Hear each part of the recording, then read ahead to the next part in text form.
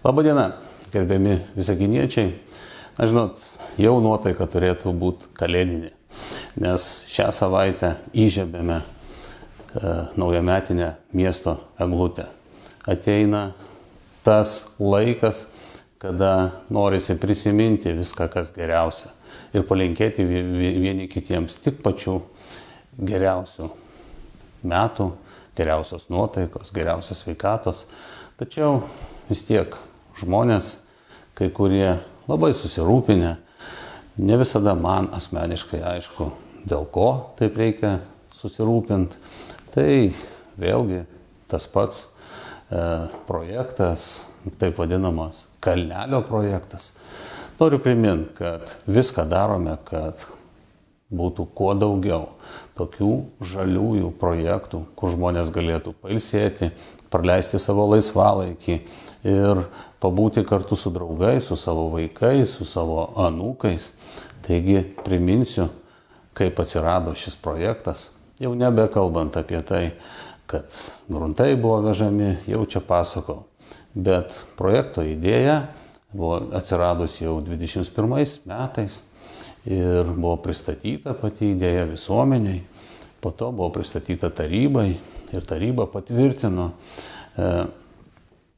savivaldybės plėtros planą, kuriame įtrauktas šitas projektas į šitą plėtros planą. Po to vykdant jau patį planą reikėjo suprojektuoti šią zoną, kurioje bus tikrai daug rekreacinių vietų, bus vaikų žaidimo aikštelės, bus stovėjimo vietos ir pats, aišku, kalnelis, ir tai bus galimybė plėsti ir įveiklinti visą mūsų ežero pakrantę, kurios dabar 3 mikrorajone tiesiog nėra. Taigi, vykdant projektą, buvo užsakytas pats statinio projektas, atliktas tas projektas, buvo pristatytas visuomenė, kas norėjo iš visuomenės galėjo sudalyvauti, pristatant šį projektą, kas norėjo, uždavė klausimus, kas turėjo pasiūlymų, taip pat juos pateikė, į kai kuriuos netgi buvo atsižvelgta ir po to jau buvo padaryta ekspertizė pačio projekto. Ekspertai patikrino, ar visas projektas atitinka visus Lietuvos Respublikos teisės aktus, gavome išvadą, kad viskas yra tvarkoje. Tada prasidėjo etapas pačių darbų vykdymo sutarties, taigi nupirkome tuos darbus ir jau kaip reikėjo, dabar jau galėtumėm pradėti vykdyti visus įrengimo darbus. Dabar iniciatyvinė grupė surinko parašus, kad prašome dar padaryti ir želdinių ekspertizę. Na kągi, grupė surinko parašus, nori, mes tikrai neprieštaraujame ir padarysime dar ir šią ekspertizę. Labai tikiuosi, kad tai nuramins tą dalį visuomenės, kuri galbūt neturi visos informacijos, galbūt kažkiek yra klaidinama, tačiau nurims, jeigu atsiras ta ekspertizė. Keista tik viena, kad tie žmonės, kurie turi pakankamai informacijos, jie vis tiek bando pagalius į ratus statyti, kad tas miestas nesivystytų, stovėtų tiesiog vietoje.